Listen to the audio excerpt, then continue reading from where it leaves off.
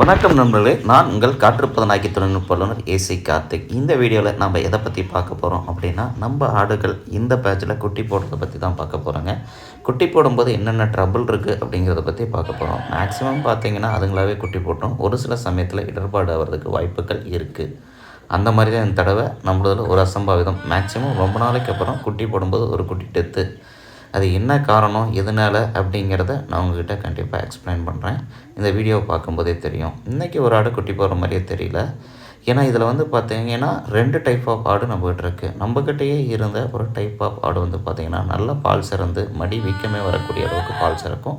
குட்டி போட்டுரும் அப்படிங்கிறத நம்ம வந்து ஈஸியாக கண்டுபிடிச்சிடலாம். ஆனால் இப்போ குட்டி போட்டுட்டு இந்த மொட்டையாடு பேட்ச் வந்து வேற ஒரு இடத்துல வந்து நம்மக்கிட்ட வாங்கினது வாங்கிட்டு வந்தது நல்ல ரிசல்ட் இருக்கக்கூடிய ஆடுகள்னு சொல்லி நான் வாங்கிட்டு வந்திருந்தேன். அது என்ன ஆகுது அப்படின்னு சொல்லி கேட்டிங்கன்னா, இதுங்களை பொறுத்தவரையிலும் குட்டி போடுற அன்றைக்கி பால் இருக்காது. ஆனால் குட்டி போட்ட 2 நாட்கள் வச்சு பால் அளவுக்கு அதிகமாக ஊற ஆரம்பிச்சிடும். அதனால் குட்டி போடுறது நம்மளால் கணிக்க முடியாது. இந்த ஆடும் அதே மாதிரி தான். குட்டி போடுற மாதிரியே தெரியல. ஆனால் வந்து பார்த்திங்கன்னா குட்டி போடுறதுக்கு ஆயத்தமாகிடுச்சு. நான் தீனி வச்சுட்டு கிளம்பும்போது ஆடு கொஞ்சம் டல்லாக இருக்குது, ஓரமாக போய் நிற்கிதுன்னு கொஞ்சம் நேரம் வெயிட் பண்ணி பார்த்தனால கண்டுபிடிக்க முடிஞ்சது. அதுலேயும் இதில் என்ன ஒரு ட்ரபுள் அப்படின்னு கேட்டிங்கன்னா, 2 முன்னங்கால்கள் வந்துருச்சு, தலை வரல.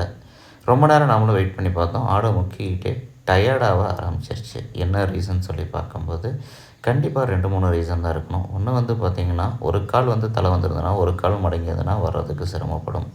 அதே மாதிரி பார்த்திங்கன்னா கால் 2 வந்துருச்சு ஆனால் தலை இன்னும் வரல அப்படின்னா ஒரு சில டைமுகளில் பேக் பொசிஷன் வெளியே வர்றதுக்கு வாய்ப்பு இருக்குது. அதாவது பின்னங்கால் வந்து வெளியே வர்றதுக்கு வாய்ப்பு இருக்குது. இல்லை அப்படின்னா தலை வந்து அடங்கியிருக்கும் போது உங்களுக்கு குட்டி போட முடியாது. மேக்ஸிமம் வந்து பார்த்திங்கன்னா டெலிவரி ஆகும்போது தலைப்பகுதி வந்துருச்சுனாலே உடம்பு ஈஸியாக வந்துடும். தலைப்பகுதி வர்றது தான் சிரமப்படும். அந்த தலைப்பகுதி கழுத்து பகுதி உள் சைடாக திரும்பி இருக்கும்போது கண்டிப்பாக வராது. அந்த மாதிரி தான் இந்த ஆட்டுக்கு ஆயிடுச்சு. நம்மளுக்கு ஒரு சில சின்ன அனுபவங்கள் இருக்கனால எமர்ஜென்சிக்காக, அதாவது டாக்டருக்கு கால் பண்ணியிருந்தோம். டாக்டர் வர்றதுக்கு நான் கொஞ்சம் டைமிங் ஆகுனார். அது வரலாம் ஆடு தாங்காதுன்னு நம்மளே வந்து டெலிவரி பார்க்க வேண்டிய சூழ்நிலை. சரின்னு சொல்லிட்டு நம்ம அட்டன் பண்ணோம். அப்படி அட்டன் பண்ணும்போது பார்த்திங்கன்னா தலை மடங்கி இருந்தது. அதுக்கு லாபகரமாக கொஞ்சம் காலில் உள்ள தள்ளிவிட்டு அதுக்கப்புறம் வெளியே அழுகாமல் ஆடு எனர்ஜி கொடுத்து முக்கும்போது நம்ம லைட்டாக புஷ் பண்ணி இழுத்தோம்னாலே போதும், குட்டி ஈஸியாக வெளியே வந்துடும். ஏன்னா ஆடே சிரமப்பட்டுக்கிட்டே இருந்ததுன்னா கொஞ்சம் நேரம் ட்ரை பண்ணி பார்த்துட்டு ஒரு காலகட்டத்துக்கு மேலே டயரில் அதை ட்ரை பண்ணுறதே விட்டுரும். அந்த மாதிரி விட்டுருச்சு அப்படின்னா கண்டிப்பாக வந்து உங்களுக்கு அந்த குட்டி டெத் ஆகிறது மட்டும் இல்லாத அதுக்கடுத்து இருக்க குட்டி டைம் எடுக்க டெத் ஆகிறதுக்கு அதிக வாய்ப்பு இருக்குது.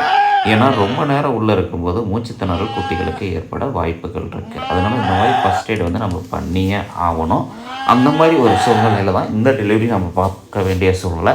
தலைப்பகுதி மட்டும் மடங்கிறதுனால குட்டி வரல. குட்டி 2 குட்டி இருந்ததுனால அளவு குட்டியாக தான் இருந்தது. அதனால் ஆட்டுக்கும் ஈத்தாடுங்கனால கொஞ்சம் சுலபமாக இருந்தது. இந்த குட்டியை எடுத்த உடனே நம்ம அதனுடைய மூச்சு பகுதி, அதாவது மூச்சு விடக்கூடிய அந்த காற்று உள்ளே போகக்கூடிய அந்த மூக்கு பகுதி, வாய்ப்பகுதியை தான் முதல்ல க்ளீன் பண்ணணும். எதுக்காக அதை க்ளீன் பண்ணோம் அப்படின்னா, அது மேலே ஒரு கோலான் பை இருக்கும். சில டைமில் உடையலை அப்படின்னா அது மூச்சோட சிரமப்பட்டு கோலான் குடித்து இறந்துடும். அதுக்காக தான் முதல்ல அதை வந்து நம்ம க்ளீன் பண்ணி விட்றது தான் எப்போவுமே வழக்கம். மற்றதை பார்க்குறோமோ இல்லையோ அது வந்து ஒரு வழக்கமாகவே வச்சுருக்கணும். ஒரு குட்டி வந்த உடனே பார்த்திங்கன்னா அடுத்த கொஞ்ச நேரத்தில் 2வது குட்டி சுலபமாக போட்டுருச்சு. இந்த தடவை போயர் மிக்சிங் கிராஸ் பண்ணியிருக்கனால நம்மளுக்கு போயர் மிக்சிங்கில் தலைச்சேரியிலேருந்து குட்டி கிடச்சிருக்கு. நல்ல கோட்டிங்கில் வந்திருக்கு. ஃபீமேல் நல்ல கோட்டிங், மேல் வந்து பார்த்திங்கன்னா கொஞ்சம் கோட்டிங் கம்மியாக வந்திருக்கு. நம்ம எதிர்பார்த்த மாதிரியே வந்திருக்கு, ஒன்றும் பிரச்சனை இல்லை. அதே மாதிரி பார்த்திங்கன்னா உங்களுக்கு அந்த செத்தை நஞ்சுக்குடி இந்த மாதிரி பல இது சொல்லுவாங்க. அதுவும் வந்து சுலபமாக போட்டுரும். கொஞ்ச நேரத்துக்கு முன்னாடி நான் சொல்லியிருப்பேன் அந்த மூச்சு பகுதி க்ளீன் பண்ணணும்னு சொல்லிட்டு. அடுத்து நேற்று குட்டி போட்ட ஆடோட தாய் குட்டி போடுற ஆங்களே தெரியல. இந்த நல்ல குட்டி எதனால் இறந்தது அப்படின்னு சொல்லி கேட்டிங்கன்னா, அந்த மூச்சு பகுதியில் இருக்க கோலானை நீக்க முடியல. 3 குட்டி போட்டனால ஃபஸ்ட்டு போட்ட குட்டி அடுத்தடுத்து குட்டிகள் வரனால ஆடு டக்குன்னு எந்திரிச்சு க்ளீன் பண்ண முடியாது. 2 குட்டியோட பைகள் உடஞ்சிருச்சு. ஒரு குட்டியோட பை உடையாதனால ஒரு குட்டி நம்ம பண்ணையில் இறந்துருச்சு. அதுதான் உண்மை. இந்த மாதிரி இறப்புகள் வரவே கூடாது. நீங்கள் குட்டி 5000 விற்கிறீங்களோ 10,000 விற்கிறீங்களோ அது 2வது விஷயம். ஆனால் எக்காரணத்தை கொண்டும் குட்டி இழப்புங்கிறது வரக்கூடாது. அதுதான் ஒரு சக்ஸஸ்ஃபுல் ஃபார்மிங்கோட சக்ஸஸ்ஸே. அடுத்து வந்து பார்த்திங்கன்னா அடுத்த 3 ஆடுகள் வந்து குட்டி போடுறதுக்கு தயாராகிடுச்சு. நம்ம எப்போவுமே வந்து பார்த்திங்கன்னா குட்டிகள் தானாக போட்டுரும், அதுவே நல்லாயிருக்கும் அப்படின்னு சொல்லிட்டு அசால்ட்டாக விட்ருவோம். ஒரு குட்டி இருந்தோடனே நம்மளுக்கு ஒரு பயம் வந்துருச்சு. அன்றைக்கி பூரா நம்ம வெயிட் பண்ணி அடுத்த ஆடுகள்லாம் குட்டி போடுறதுனே வெயிட் பண்ணோம். முதல்ல ஒரு வெள்ளையாடு குட்டி போடுறதுக்கு ரெடி ஆச்சு. அடுத்து பார்த்தீங்கன்னா 2 கருப்பு முட்டையாடு குட்டி போடுறதுக்கு தயாராகிடுச்சு. இந்த வெள்ளையாட்டை பொறுத்தவரை இன்றைக்கி குட்டி போட்டுரும் அப்படிங்கிறத நம்மளால் கண்டுபிடிக்க முடியும். ஏன்னா இது நம்பாட்டினுடைய தாய்வழி வர்க்கம், நல்லா மடி வச்சு குட்டி போடக்கூடியது. இந்த சின்ன முட்டையும் அது பக்கத்தில் இருக்க அந்த கருப்பு கலர் கலந்த தலையில் கலந்த அந்த முட்டையும் குட்டி போடுறதுக்கு அடுத்து நானா நீயான்னு போட்டி போட்டுக்கிச்சுங்க. 3ல் எது முன்னே போடும் அப்படிங்கிறது வந்து நம்மளுக்கு ஒரு கன்ஃபியூஸாகவே இருந்தது. இந்த வெள்ளை பார்த்தீங்கன்னா 2ஆம் போகம். இந்த தடவை ஏன்னு தெரியல, நம்மளுக்கு ஒரு குட்டி தான் கிடைச்சிருக்கு. ஆனால் ஒரு குட்டினாலும் 3 குட்டி தெளிவாக கிடைச்சிருக்கு. ஃபீமேல் குட்டி நம்மளுக்கு வளர்த்துறதுக்கு வச்சுக்கலாம். நல்லா பால் இருக்கனால நல்ல எலும்பூக்கத்தில் வரும். போயர் மிக்சிங்கில் வந்திருக்கனால குட்டி பெருசு அப்படிங்கிறனால அது போடுறதுக்கு கொஞ்சம் சிரமப்பட்டது. ஆனால் அது வந்து பார்த்திங்கன்னா சுலபமாக போட்டுருச்சு. ஏன்னா அது வரக்கூடிய வே கரெக்டாக இருந்தது.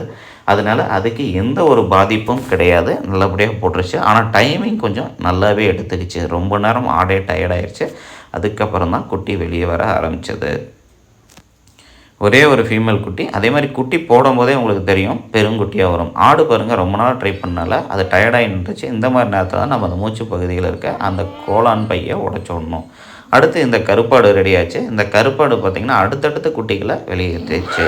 முதல்ல ஒரு ஃபீமேல் குட்டி, அந்த குட்டி வந்து அடுத்த செகண்டே அடுத்த கொஞ்சம் நேரத்தில் அடுத்த குட்டியும் வெளியே வர ஆரம்பிச்சிருச்சு. உங்களுக்கு இப்போ குட்டி வெளியே வரும்போது தெரியும். மேக்ஸிமம் பார்த்தீங்கன்னா 2 குட்டி 3 குட்டி போடும்போது அளவு குட்டியாக போடும், ஈஸியாக இருக்கும். அதே ஒரு குட்டியாக போட்டதுன்னா டைமிங்கும் எடுக்கும், குட்டி பெருங்குட்டியாக ஊறிக்கும்.